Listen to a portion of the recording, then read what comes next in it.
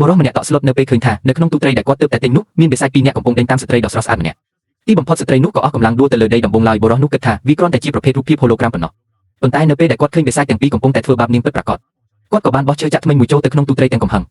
មួយសន្ទុះក្រោយមកឈើចាក់ធ្មេញនោះក៏រីកធំឡើងច្រើនដងហើយបានវាបំបាក់បិសាចទាំងពីរភ្លាមស្ត្រីនោះភ្ញាក់ផ្អើលយ៉ាងខ្លាំងនៅពេលឃើញទិដ្ឋភាពនេះនាងបានងើយមើលទៅលើហើយស្រែកអរគុណទៅកាន់ព្រះដែលគង់នៅលើមេឃដោយយឺសំឡេងរបស់នាងចេញពីក្នុងទូត្រីបរិសនោះក៏យល់ថាទូត្រីនេះពិតជាពិភពលោកខ្នាតតូចពិតប្រាកដភ្លាមនោះស្ត្រីនោះក៏សំឡេងពុះឃ្លានបរិសនោះក៏បានបំបាក់ជើងក្តាមបង្កងមួយហើយបោះចូលទៅខាងក្នុងដូចលើកមុនកន្លះក្តាមបង្កងនោះក៏រីកធំឡើងច្រើនដងស្ត្រីនោះបានដោតទៅលើវាប៉ុន្តែដាវរបស់នាងបានបែកខ្ទេចខណៈដែលកន្លះក្តាមបង្កងនោះមិនមានអ្វីខូចខាតសោះឡើយបរិសនោះក៏បានលូកដៃរបស់គាត់ចូលទៅជួយនាងទិដ្ឋភាពនេះធ្វើឲ្យស្ត្រីនោះកាន់តែជឿជាក់ថាបរិសនោះគឺជាព្រះបន្ទាប់មកនាងក៏ចាប់ផ្ដើមញ៉ាំអាហារដោយក្តីរីករាយប៉ុន្តែដោយសារតែក្លិនអាហារសត្វចៃដុំរយៈមួយក៏បានលេចមុខឡើង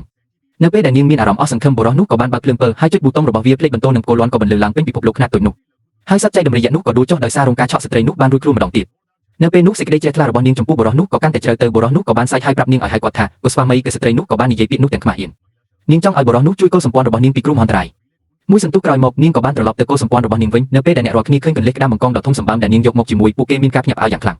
ពួកគេត្រូវបានឡោមព័ទ្ធដោយបិសាចអស់រយៈពេលជាច្រើនថ្ងៃហើយកំពុងតែស្រេកឃ្លាន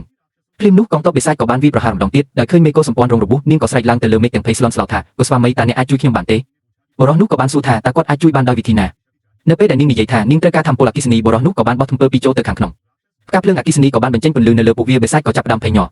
ភ្លាមនោះជនក្បត់មនុស្សម្នាក់ក៏បានលេចមុខឡើងគាត់កំពុងប្រើវេទមន្តខ្មៅដ៏មានអានុភាពគ្មាននរណាម្នាក់អាចប្រយុទ្ធជាមួយគាត់បានទេស្ត្រីនោះក៏បានអង្វរឲ្យបរិសនោះជួយម្ដងទៀតលើកនេះបរិសនោះបានប្រើប្រាស់ឧបករណ៍ពន្លឺឡាស៊ែរកាំរស្មីភ្លើងមួយក៏បានចាំងចូលទៅក្នុងពិភពលោកខ្នាតតូចនោះជនក្បត់មនុស្សនោះក៏ត្រូវបំផ្លាញ